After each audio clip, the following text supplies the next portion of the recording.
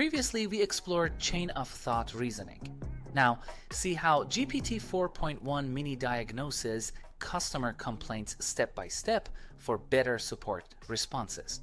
We're building an AI assistant that reads customer complaints, breaks them down step by step, and crafts a thoughtful, empathetic response using chain of thought reasoning.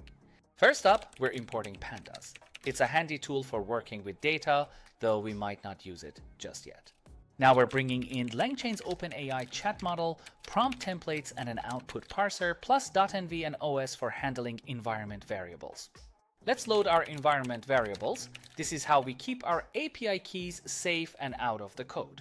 Here, we're grabbing the OpenAI API key from our environment and making sure it's set up for LangChain to use.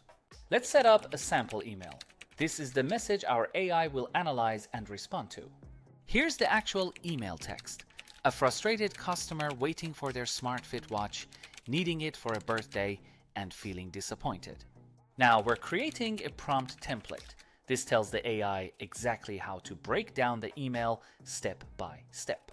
We're guiding the AI to identify the product, pull out the main issue, sense the customer's emotion, and suggest a caring response, all in one go. This is where the customer's email gets plugged into the prompt so the AI knows what to analyze.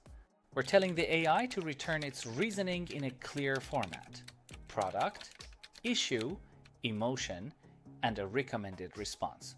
Super easy to read. Let's fire up the GPT model with a moderate temperature. That means we'll get creative but still reliable answers. Now we're chaining it all together. The prompt goes to the AI and the output parser cleans up the response for us. Time to run the chain. We're sending in our sample email and saving the AI's full analysis and response. Let's print out the results and see how our AI assistant breaks down the complaint and crafts a reply. Thanks for watching. Please hit the like button and don't forget to subscribe my channel.